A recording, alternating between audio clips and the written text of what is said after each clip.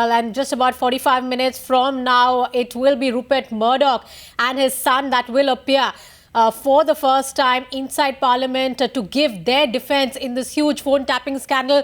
I'm joined from London by Ivor Bennett, our correspondent. This is really an unprecedented moment, Ivor, in world media. The usually unchallengeable Rupert Murdoch having to give his defence, cornered in a sense.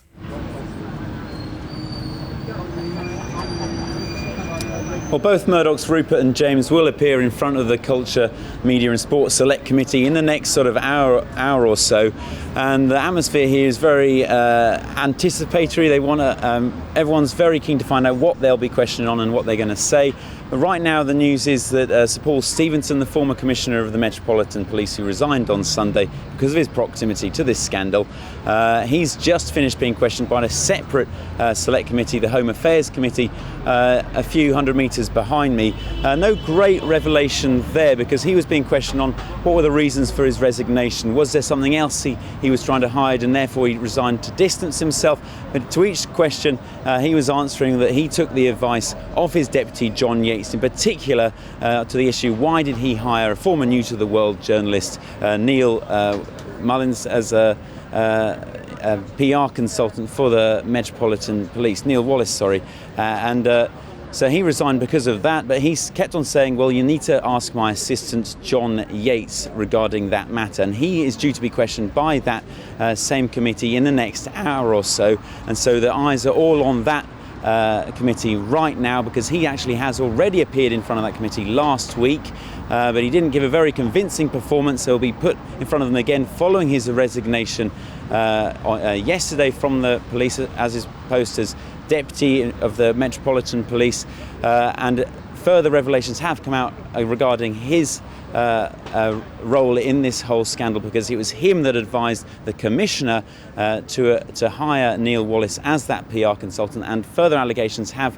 come out suggesting that he gave a job, he secured a job with the police for Neil Wallace's daughter. So the questions being asked now to all of these people in front of both committees are essentially, what did you know and when? Because they want to find out just exactly how widespread was this knowledge of phone hacking at the News of the World, and therefore the extent to which it was covered up following the previous investigation into phone hacking that John Yates did not reopen in 2009. Right, Ivor, also the charges are really serious. If you talk about Murdoch and his empire, the charges against Murdoch are serious. The company, in fact, James Murdoch, earlier this week, while speaking with the media, did say that there was a point of time, perhaps, in which his company did not fully cooperate in the investigation. Now, what are the implications of this, really?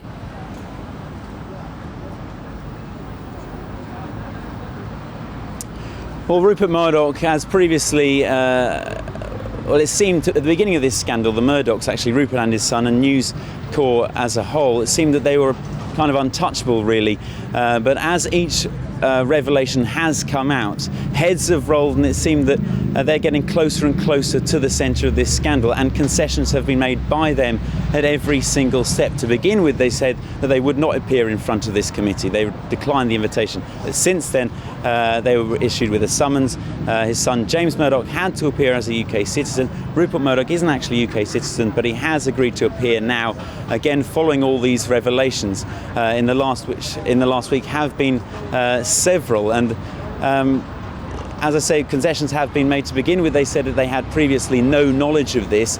Then about 2 weeks ago or so, James Murdoch said that when they previously questioned back in the original investigation, that they weren't in full possession of all the facts. And now they're going to be pushed on, well, hang on a minute, it seems like you were in possession of a lot more than you originally let on. So just what was that, and how much did you conceal from us the last time?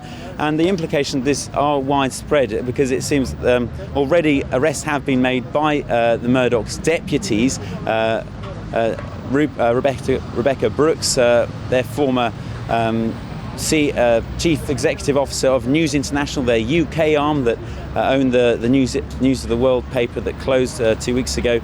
She was a former editor of that. She was arrested on Sunday and questioned, arrested on suspicion of intercepting communications.